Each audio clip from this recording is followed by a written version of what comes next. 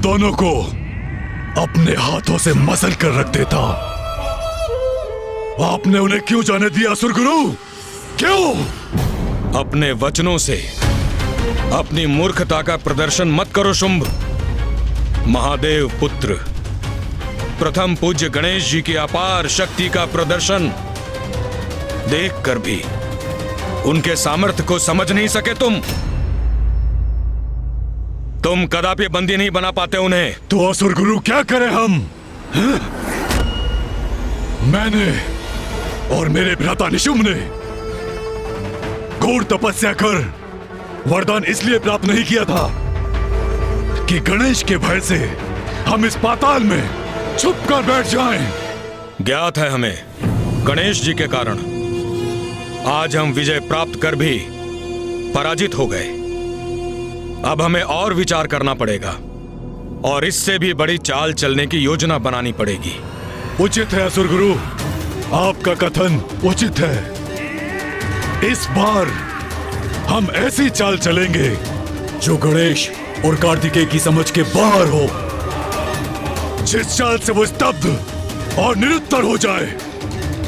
और इस बार हमारी कपट योजना का उनके पास कोई तोड़ न हो।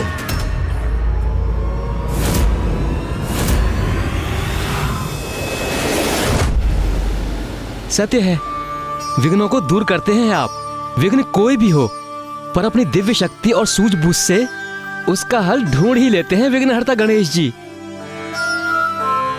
उन असुरों से स्वर्ग की रक्षा आपने और कुमार कार्तिकेय ने की, अन्यथा देवता तो स्वर्ग गंवा ही बैठते। अधर्म युक्त क्रीड़ा से असुरों ने स्वर्ग पर अपना अधिकार जमाने की चेष्टा की थी, जो सर्वथा अनुचित था ऋषिवर। और अनुचित को उचित बनाना तो हमारा कर्तव्य है। किंतु अब हमें और भी सतर्क रहना होगा, क्योंकि अपनी ही राजसभा में हुए अपमान का प्रतिशोध लेने शुंभ अवश्य आएगा।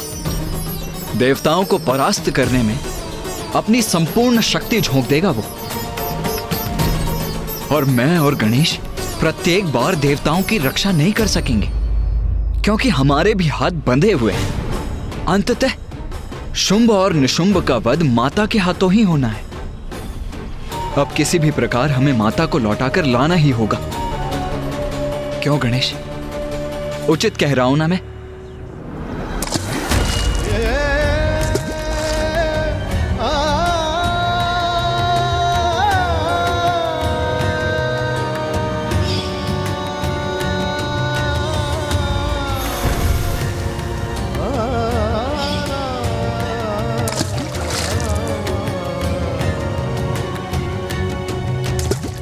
कुमार कार्तिकेय, जब से आप दोनों पाताल से लौटे हैं, गणेश जी का ध्यान बटा हुआ है। वो विचलित प्रतीत हो रहे हैं।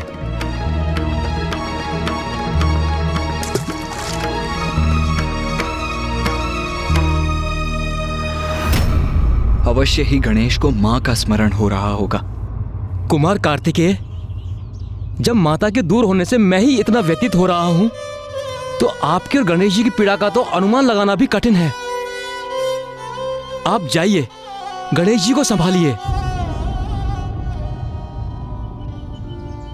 माँ, कहाँ है आप माँ?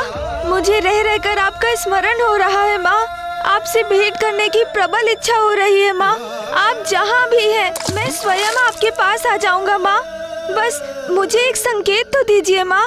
मुझे बताइए माँ, मैं कहाँ और कैसे पहुँच सकता हूँ आप तक? बताइए ना माँ, बताइए माँ। माँ,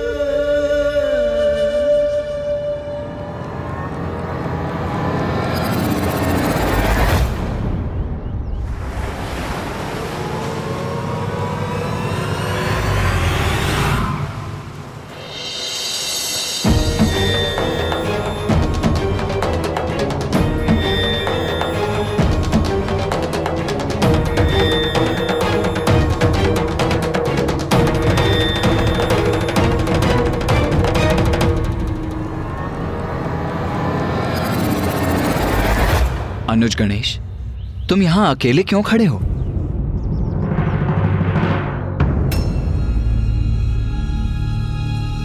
क्या हुआ गणेश? भैया, वो मुझे इस जलधारा में ये क्या देखा था मैंने?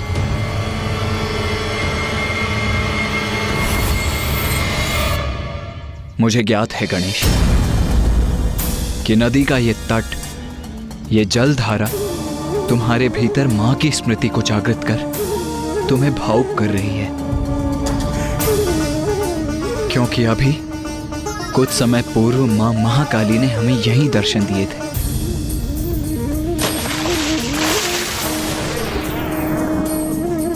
माँ से बिछोह की पीड़ा तो मुझे सता रही है भैया, किंतु मैं आपको ये कैसे समझाऊं कि मैंने अभी कितना विचित्र और रहस्यमय दृश्य इस जलधारा में देखा था। रहस्यमय और विचित्र? ऐसा क्या देखा तुमने गणेश? भैया अभी अभी मैंने देखा कि नहीं, जो मेरी ही समझ के परे है वो भैया को कैसे समझाऊंगा मैं। मुझे अभी इनसे कुछ नहीं कहना चाहिए। गणेश, तुम्हारे समान मां से दूर रहना मेरे लिए भी असहनीय है, किंतु स्मरण रखो अनुज, पिताश्री मेरे और तुम्हारे साथ से अधिक कुछ भी प्रिय नहीं है। यदि वो हमसे दूर हुई हैं, तो इसके पीछे अवश्य कोई बहुत बड़ा कारण है, क्योंकि हमसे उनका ये वियोग तो उन्हें भी अपार कष्ट दे रहा होगा अनुज। हाँ भैया, किंतु फिर भी हमें माँ को ढूंढने का यथासंभव प्रयास करना चाहिए। आज जो पाताल में घटित हुआ उसकी तो हम दोनों ही साक्षी है ना भैया। शुंभ निशुंभ असुर गुरु शुक्राचार्य के मार्गदर्शन में किसी भी प्रकार देवताओं को क्षति पहुंचाने में आतुर है। उन्हें रोकना अति आवश्यक है भैया, और वो माँ ही कर सकती है। इसलिए हमें शीघ्र माँ तक ये सूचना पहुंचानी ही होगी। उचित कहते हो तुम। मेरी भी चिंता का कारण यही है। ज्ञात नहीं हम दोनों मिलकर कब तक देवताओं की रक्षा कर सकेंगे। मां का लौटकर इन असुरों का अंत करना अति आवश्यक हो गया है अनुज। किंतु भैया माँ तो तभी लौटेंगी यहाँ जब हम उन्हें इस विकट परिस्थिति से अवगत कराएंगे। हाँ गणेश, इसीलिए अब अविलंब हमें मां को ढूंढने का प्रयास आरंभ करना चाहिए। मैं शीघ्र ही दक्षिण की ओर प्रस्थान करता हूँ। तो मैं उत्तर दिशा की ओर जाता हूँ भैया। उचित है गणेश।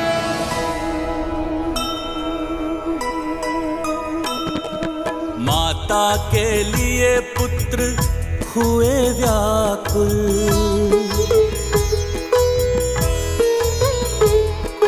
ढूंढने को निकले होके आकुल। माता तरस का मन में ध्येया, दक्षिण में ढूंढे कुमार कार्तिकेया।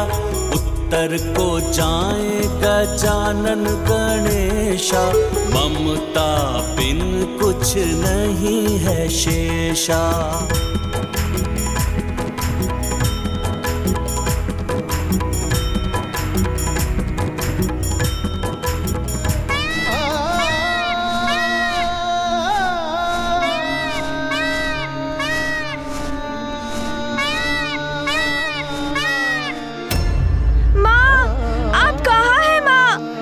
पुकार सुनिए माँ, माँ।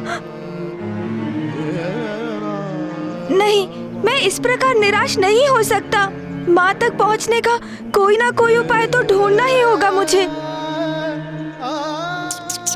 प्रभु, माता को ढूंढना है ना हमें, तो फिर हम यहाँ क्यों रुके? मूषक जी, कदाचित इस प्रकार चारों दिशाओं में घूमकर माता को ढूंढने का कोई लाभ नहीं होगा।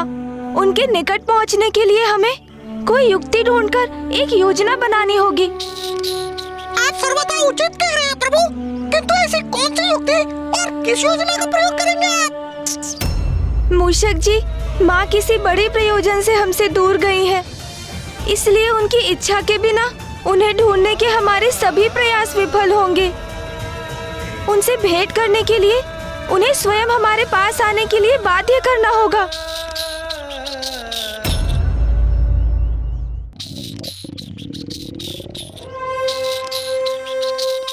प्रभु, ये तो आपके भूखे होने का संकेत है, और भूखे रहेंगे तो आपके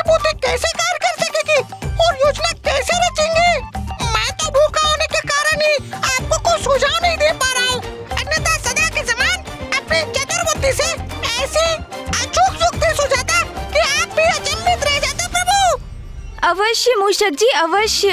आपकी चतुराई के समक्ष तो सब निरुत्तर हो जाते हैं। भूख तो बहुत प्रबल लगी है मुझे, किंतु माँ के बिना मेरा मन तो तनिक भी नहीं लग रहा है। माँ, आप कहाँ हैं माँ? मैं भूखा हूँ माँ, माँ। मैं भूखा हूँ और माँ यहाँ नहीं है। मूषक जी, आपने सुना मैंने क्या कहा? मैं भूखा हूँ, मैं भूखा हूँ। प्रभु, वही तो मैंने भी कहा। आप मेरे ही कथन को क्यों दूर आ रहे हैं? आप इतने विचलित मत होइए, भोजन कर लीजिए, फिर हमें अवश्य कोई उपाय सूझेगा। सूझ गई युक्ति मूषक जी, और योजना भी तैयार है। अब आप अपनी चिंता त्याग दीजिए। हाँ प्रभु, कैसे त्याग दूं अपनी चिंता प्रभु? भूखा तो मैं भी हूँ। माँ, मुझे भूख सता रही है माँ, किंतु जब तक आप स्वयं अपने हाथों से भोजन नहीं खिलाएंगी, मैं भोजन का एक कौर भी ग्रहण नहीं करूँगा माँ।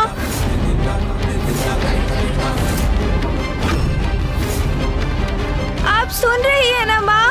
मैं बहुत भूखा हूँ, मैं बहुत भूखा हूँ, मैं बहुत भूखा हूँ। ये अचानक प्रभु को क्या हो गया? उनका इतना उदास स्वर तो मैंने कभी नहीं सुना। आप सुन रही है ना माँ? मैं बहुत भूखा हूँ। पुत्र गणेश, मेरा पुत्र पुकार रहा है मुझे। मेरा पुत्र भूखा है और अब तो उसने ये हट भी कर लिया। भोजन करेगा तो मेरे हाथों से। पुत्र,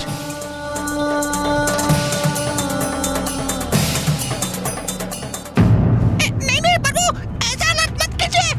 बिना भोजन के आप कैसे रह सकेंगे प्रभु? मूषक जी, मेरा निश्चय अटल है। अब तो मेरे मुख में भोजन का एक भी ग्रास तभी प्रवेश करेगा जब स्वयं माँ अपने हाथों से मुझे खिलाएंगी। पुत्र, ये कैसा हट कर लिया है तुमने? योगिनियों,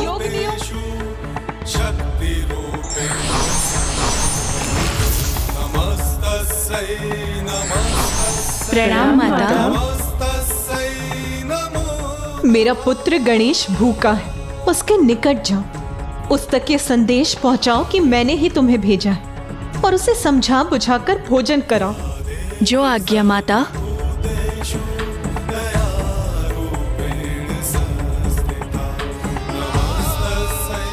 पुत्र गणेश, अपना ये हट त्याग कर भोजन अवश्य करना तुम पुत्र।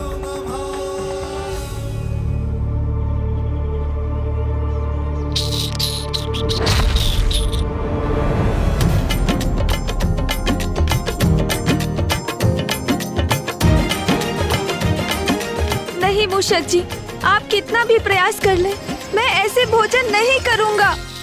चाहे कुछ भी हो जाए, किंतु आज मैं तनिक भी लालच में नहीं आऊंगा। भोजन तो माँ के हाथों से ही करूंगा मैं।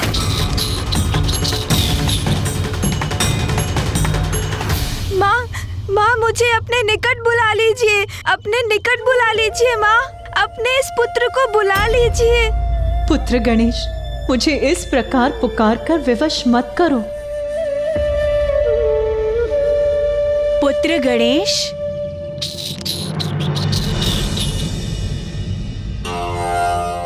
पुत्र, हम 64 योगिनियाँ तुम्हारी माता के ही अंश हैं।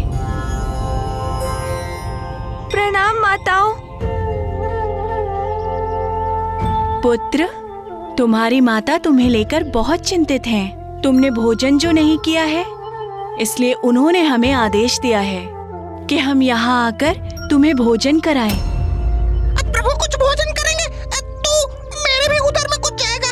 अब योगिनी माता के ये आग्रह अस्वीकार मत कीजिएगा प्रभु। माताओं, मुझे क्षमा कीजिएगा, आप सभी मेरी माता के ही समान हैं। किंतु जब तक मैं स्वयं अपनी माता से भेंट नहीं करूंगा, भोजन तो मैं कदापि नहीं करूंगा। आप यहाँ माता के आदेश से आई है ना, तो इसका अर्थ है आपको ज्ञात है कि वो कहाँ है। और ये मेरा दृढ़ निश्चय है कि भोजन तो मैं उनके हाथों से ही प्राप्त करूंगा। इसलिए मुझे भोजन कराने के उनके आदेश का पालन करने हेतु आप सभी से मेरी प्रार्थना है कि आप मुझे उन तक ले चलिए। उचित है पुत्र, चलो हमारे साथ। अरे वाह प्रभु, आपकी युक्ति कार्य कर गई।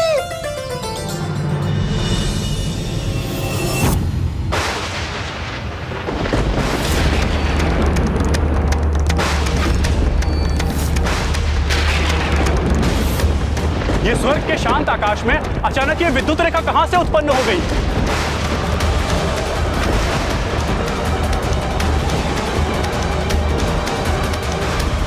ये क्या हो रहा है? ये तो स्वर्ग पर किसी शत्रु का आगमन प्रतीत होता है।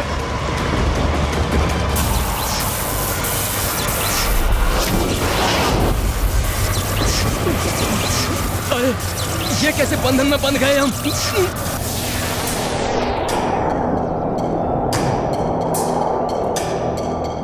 अपने हट से आपको विवश करने के लिए मुझे क्षमा कर दीजिए माँ, किंतु इसके दो कारण है माँ।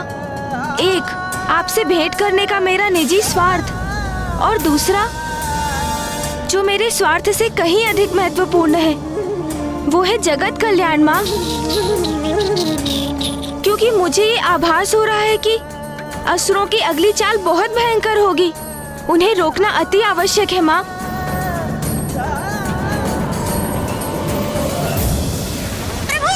इस मेघ में तो मुझे भी कुछ दिखाई नहीं दे रहा है। मूषक जी, दिखाई तो मुझे भी कुछ नहीं दे रहा, किंतु ये योगिनी माताएं हमारा मार्गदर्शन कर रही है ना, तो चिंता किस बात की। बस आप उनके पीछे चलिए। उचित है प्रभु।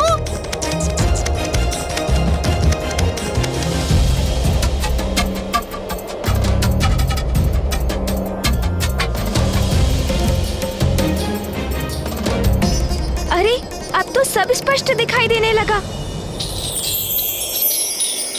कितना सुंदर दृश्य है।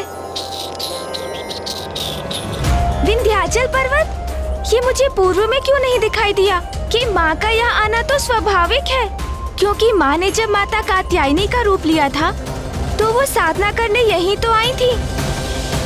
मूषक जी, माताएं नीचे उतर रही हैं, अब हमें भी उनके पीछे जाना चाहिए। उचित है प्रभु।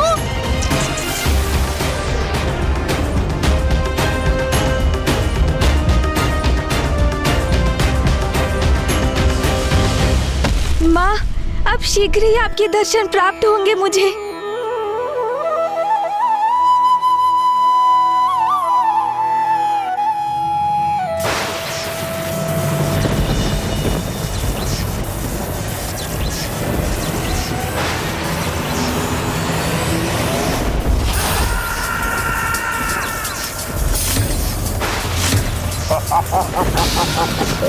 भ्रातामुंड, कितना आनंद आ रहा है इन स्तब्ध और आतंकित देव प्रहरियों को देखकर। हाँ भ्राता, ये तो मात्र आरंभ है। इसका अंत तो तब होगा जब इंद्र और अन्य सभी देवता हमारी असुर सेना के सामने घुटने टेक देंगे।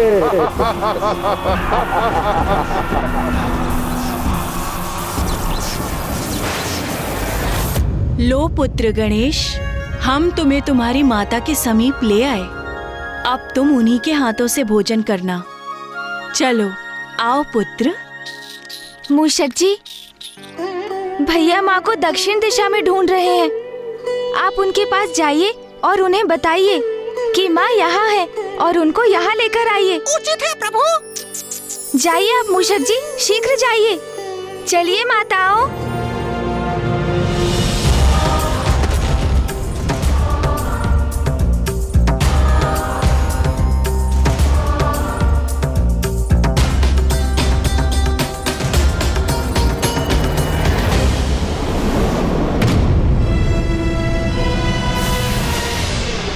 ये क्या? ये तो जैसे योगिनी माता इस पार से उस पार चली गई। ओह, प्रतीत होता है यहाँ ये अदृश्य द्वार है। माँ अवश्य उसके दूसरी ओर होंगी, अर्थात बस कुछ ही क्षणों में मैं माँ के निकट पहुँच जाऊंगा।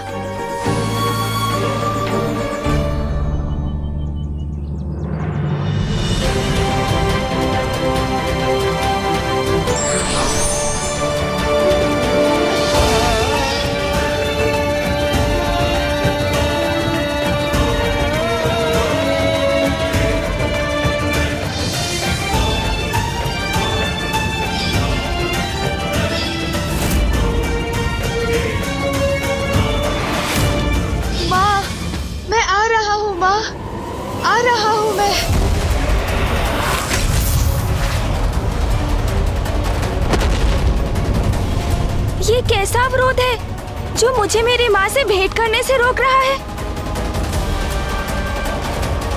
इससे पूर्व असुर किसी नवीन कुटिल योजना को मूर्त रूप दे, उससे पूर्व ही मुझे हर अवरोध को पार करके माँ से मिलना होगा, अन्यथा बहुत विलंब हो जाएगा। माँ के लिए पुत्र का व्याकुल होना स्वाभाविक है, किंतु पुत्र के लिए ये आवश्यक है कि वो उनकी भावना और उद्देश्य को भली भांति समझे।